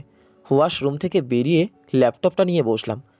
তারপর ইন্টারনেটে ঢুকে দেখি সেই ভার্সিটি থেকে আমার ফর্মটা পূরণ করে দিয়েছে। আগামী মাসেই আমাকে চলে যেতে হবে দেশের বাইরে। মনটাও ভালো হয়ে গেল, কারণ অনেক দিনের স্বপ্ন পূরণ হবে। তারপর খাবার খেতে নিচে গেলাম। দেখি সবাই বসে আছে। আমি যেতেই খাওয়া শুরু করলো। খাওয়ার এক পর্যায়ে আব্বু বলল, সৌরভ, তোর ভার্সিটির কী খবর, যেটাতে তুই অ্যাপ্লাই করেছিলি? হ্যাঁ আব্বু, ওরা ফর্ম পূরণ করে দিয়েছে। আগামী মাসেই আমাকে চলে যেতে হবে। ও ঠিক আছে, তাহলে এই কদিনে সব কিছু ঠিক করে নে, সময় তো আর বেশি নেই। হ্যাঁ আব্বু। তারপর খাবার শেষ করে রুমে চলে গেলাম। আমার পিছু পিছু শ্রাবণীও আসলো। রুমে এসে কলেজে যাওয়ার জন্য তৈরি হয়ে নিলাম। শ্রাবণীও তৈরি হয়ে নিল। তারপর দুজনে মিলে কলেজের উদ্দেশ্যে বেরিয়ে পড়লাম। কিছুক্ষণ পর কলেজে চলে আসলাম। তাইবাকে দেখলাম কলেজের গেট দিয়ে ঢুকছে। শ্রাবণীকে ওর কাছে পাঠিয়ে দিয়ে আমি ক্লাসে চলে গেলাম। প্রথম ক্লাসটা করে প্রিন্সিপাল স্যারের রুমে চলে আসলাম। May I come in sir? হ্যাঁ মাহফুজ, ভেতরে আসো। তো বলো, কি প্রয়োজনে আসলে? আসলে স্যার, আমি দেশের বাইরে পড়তে চলে যাচ্ছি, তাই এই কলেজ থেকে টিসি ও সার্টিফিকেট লাগবে। আমি আগামী মাসেই চলে যাচ্ছি। অভিনন্দন তোমাকে। আমি অনেক খুশি হলাম যে তুমি দেশের বাইরে চান্স পেয়েছো। আমি তোমায় টিসি ব্যবস্থা করে দিচ্ছি। ধন্যবাদ স্যার বলেই বাইরে চলে আসলাম। তারপর শ্রাবণীকে ফোন করে ক্যাম্পাসে আসতে বললাম। একটু পর শ্রাবণী আর তায়েবা একসাথে আসলো। তারপর সবাই মিলে একসাথে বসলাম। ভাইয়া, আপনি নাকি দেশের বাইরে চলে যাচ্ছেন? হ্যাঁ যাচ্ছি, বাট তোমাকে কে বলল? কে আবার? শ্রাবণী বলেছে আমাকে। শ্রাবণীর দিকে তাকিয়ে বললাম, তুমি আরও কয়েকজনকে বলেছো, বলবে আমাকে? মাত্র তাই বা কে বললাম। তারপর আরও কিছুক্ষণ গল্প করে কলেজ থেকে বাসায় চলে আসলাম। বাসায় এসে ফ্রেশ হয়ে খেয়ে নিলাম। তারপর একটানা ঘুম দিলাম। বিকেলে ঘুম ভাঙলো, ল্যাপটপ নিয়ে ভর্তির কাজ করতে লাগলাম। এভাবেই আমার সময় কাটতে লাগলো। দেখতে দেখতে 1 মাস পার হয়ে গেল। এই 1 মাসের মধ্যে শ্রাবণী আমাকে অনেক কেয়ার নিয়েছে, সব সময় আমার পাশে পাশে থেকেছে। আমার যাতে কোনো কষ্ট না হয় সেজন্য শ্রাবণী সব সময় দেখভাল করেছে। এভাবেই কখন যে সময় ফুরিয়ে যাওয়ার দিন চলে এসেছে বুঝতেই পারিনি। হ্যাঁ, আজকে দুপুরেই আমার ফ্লাইট। সকাল থেকে সবাই ব্যস্ত হয়ে গেছে আমাকে গুছিয়ে দেওয়ার জন্য। শ্রাবণী তো সেই রাত থেকে আমাকে উপদেশ দেওয়া শুরু করেছে। আমি কখন খাবো, কখন গোসল করব, কোনো মেয়ের দিকে তাকাবো না, তারপর আরও কত কিছু যে বলবো এত মনে নাই। সময় দেখতে দেখতে সকাল গড়িয়ে দুপুর হয়ে গেল। এখন আমার পরিবার সহ এয়ারপোর্টে দাঁড়িয়ে আছি। হাসতে হাসতে আমার যাওয়ার সময় হয়ে আসছে। আব্বু আম্মুর থেকে এখন বিদায় নিয়ে শ্রাবণীর কাছে আসতেই আমাকে জড়িয়ে ধরে হু হু করে কেঁদে দিল। আমি এতদিন তোমাকে ছেড়ে কিভাবে থাকবো? আরে পাগলি, আমি তো মাত্র কয়েকদিনের জন্য যাচ্ছি। আর তাছাড়া আব্বু আম্মু তো তোমার সাথেই থাকবে। আমাকে যখন দেখতে ইচ্ছে করবে তখন ভিডিও কল দেবে, তাহলেই তো হয়ে গেল। শ্রাবণী আমাকে এখনও জড়িয়ে ধরে কাঁদছে। আরে পাগলি, এখনও কাঁদছো কেন? আমাদের জীবনটাকে সুখী করার জন্য তো লেখাপড়া করতেই যাচ্ছি। তুমি যদি অত কাঁদো তাহলে তো এখন যেতেই পারবো না আমি। ওই দেখো, বাবা মাও কাঁদছে, এবার তো একটু হাসো। আমার সময় হয়ে যাচ্ছে। তারপর শ্রাবণীর মাথা ওপরের দিকে উঠালাম। চোখের পানিতে পুরো মুখ বন্যা হয়ে গেছে, চোখের কাজল লেপটে গেছে। এবার একটু হাসো তো তুমি, তোমার হাসি না দেখলে আমি যেতে পারবো না। শ্রাবণী তখন হেসে দিল। সত্যি তখন হাসিতে মুক্ত ঝরছিল। তারপর সবাইকে সান্ত্বনা দিয়ে বিদায় দিয়ে চেকিং পোস্টে চলে আসলাম। সব কিছু চেক করা শেষ হলে বিমানে উঠে গেলাম। কিছুক্ষণ পরে আমাদের বিমানটি দেশের বাইরে যাওয়ার জন্য রওনা দিল। বিমানের জানালা দিয়ে তাকিয়ে দেখি নিচের সব কিছু ছোট ছোট পিঁপড়ের মতো লাগতেছে। কম্পিউটার স্ক্রিনে দেখলাম এখন 1000 ফুট উপরে আছি। এই জায়গা থেকে এখন পড়ে গেলে আপনাদেরকে গল্প শোনাতে পারবো না। ইয়ারফোন কানে গুঁজে দিয়ে গান শুনতে লাগলাম। কখন যে ঘুমিয়ে গেছি বলতে পারবো না। হঠাৎ একজন বিমান কর্মীর ডাকে ঘুম ভাঙল।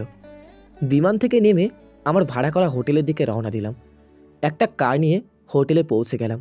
সত্যি বলতে শহরটা একদম আমার মনের মতো। হোটেলটাকেও অনেক পছন্দ হলো। যাই হোক, হোটেলে নিজের রুমে চলে গেলাম। রুমটা খুব সুন্দর করে সাজানো। তারপর ওয়াশরুম থেকে ফ্রেশ হয়ে বিছানায় বসলাম। এখন শ্রাবণীকে ফোন দিতে হবে। অনলাইনে গিয়ে দেখি শ্রাবণী আছে। তখন শ্রাবণীকে ভিডিও কল দিলাম।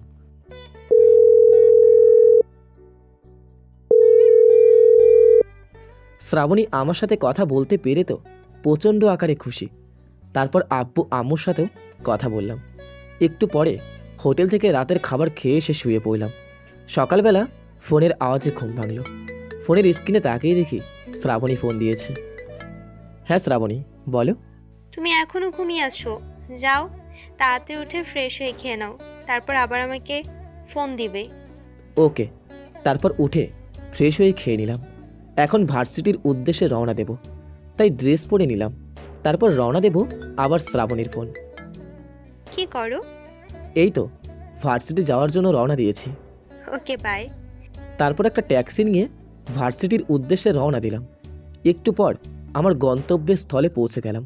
ভার্সিটির গেট দিয়ে প্রবেশ করতেই অবাক হয়ে গেলাম, কারণ এত বড় শিক্ষা প্রতিষ্ঠান এর আগে দেখিনি। এরপর প্রিন্সিপালের রুমে গিয়ে ভর্তির কাগজপত্র সব জমা করলাম। এরপর কলেজ ক্যাম্পাসে এসে কিছু বাংলাদেশি বন্ধুদের সাথে বন্ধুত্ব হয়ে গেল। তারপর সবার সাথে ক্লাসে চলে গেলাম। স্যার আমাকে সবার সাথে পরিচয় করিয়ে দিলেন। তারপর ক্লাস শুরু করলেন। এভাবে আমার স্টাডি চলতে লাগলো। দেখতে দেখতে 2 বছর পেরিয়ে গেল। এরই মধ্যে প্রায় সব সময় পরিবারের সাথে কথা বলেছি। বিশেষ করে শ্রাবণীর সাথে অনেক কথা বলতাম। শ্রাবণী আমাকে সব সময় উপদেশ দিত কখন কি করতে হবে। সময় অতিবাহিত হয়ে চলেছে। আমার স্টাডি কমপ্লিট করতে আর মাত্র কয়েক মাস আছে, তারপরেই পরীক্ষা। তবে এতদিনে এই বিদেশি পরিবেশের সাথে খাপ খাওয়াতে পারলেও মনটা সেই দেশের মাটিতেই পড়ে আছে। এ দেশকে আর ভালো লাগছে না, এখন শুধু নিজের দেশে ফিরে যেতে মন চাচ্ছে।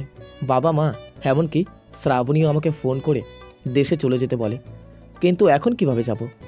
গ্র্যাজুয়েশন কমপ্লিট করার আর মাত্র কয়েক মাস বাকি আছে। একবার স্টাডি কমপ্লিট করে তারপর দেশের মাটিতে পা রাখবো। দেখতে দেখতে আমার পরীক্ষা চলে আসলো। আমার পড়াশোনা আগে থেকেই শেষ করে রাখছিলাম, তাই পরীক্ষাতে সব কিছুই সহজভাবে পেয়েছি। একে একে সবগুলো পরীক্ষা শেষ হয়ে যায়। কিছুদিন পর আমাদের রেজাল্ট প্রকাশ হয়। রেজাল্ট দেখে তো আমি খুশিতে জ্ঞান হারানোর মতো অবস্থা। আমি টপ 10 জনের মধ্যে প্রথম স্থান অধিকার করেছি।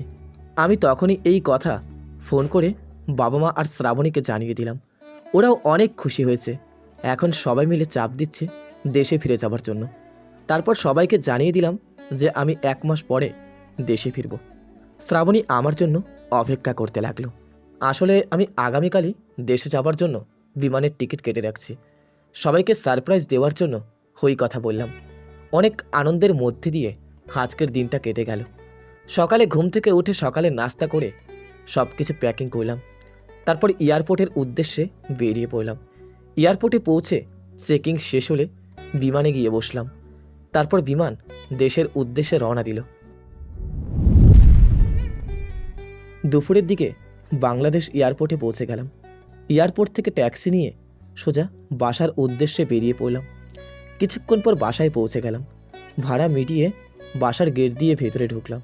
এই 3 বছরে চারিপাশের পরিবেশ অনেক পাল্টে গেছে।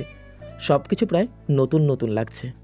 বাসার গেট দিয়ে ঢুকতেই দেখি অনেক সুন্দর একটা ফুলের বাগান করা হয়েছে। সুন্দর সুন্দর ফুল ফুটেছে গাছগুলোতে। হঠাৎ পানি পড়ার আওয়াজ পেলাম। নিশ্চয়ই গাছগুলোতে কেউ পানি দিচ্ছে। তারপর আস্তে আস্তে সামনে এগোতেই দেখি আম্মু গাছে পানি দিচ্ছে। হাসতে করে পেছন থেকে আম্মুর চোখ ধরলাম। এই শ্রাবণী, এখন এসব করার সময় নয়, প্লিজ ছেড়ে দে। আমি তো মনে মনে হাসতেছি। এই শ্রাবণী, ছাড় তো আমাকে। বলে হাত ছাড়িয়ে নিয়ে পেছন দিকে ঘুরেই আমাকে দেখতে পেল। হঠাৎ আমাকে দেখে কিছু সময় এক দৃষ্টিতে তাকিয়ে থাকলো। তারপর আমাকে অনেক জোরে জড়িয়ে ধরে খুশিতে কান্না করে দিল। তুই কি জানিস যে আমি কত অপেক্ষা করতেছিলাম তোর জন্য?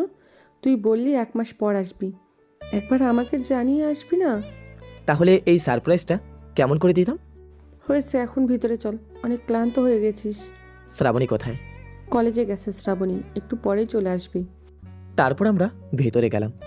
রুমে গিয়ে ফ্রেশ হয়ে নিলাম। পুরো ঘরে সব জায়গায় আমার ছবি রাখা।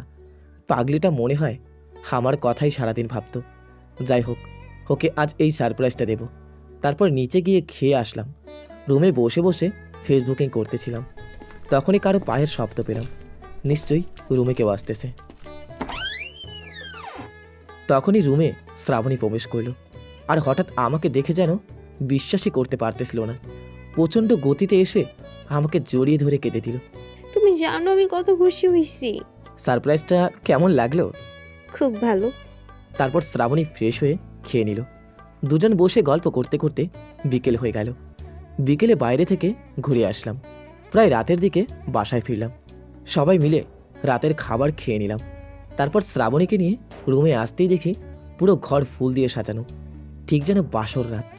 এরকম করে কে সাজালো? কেন? আমি সাজিয়েছি। আজ আমরা বাসরাত করব বলেই। শ্রাবণী আমাকে বিছানায় ফেলে দেয়। পাঠকগণ এতক্ষণ ধরে অনেক গল্প শুনলেন। এখন আপনারা আসতে পারেন। এখান থেকে চলে যাওয়াটাই আপনাদের জন্য ভালো, কারণ এখানে এখন জয় বাংলা কনসার্ট হবে, যেখানে আপনাদের না থাকাটাই ভালো হবে।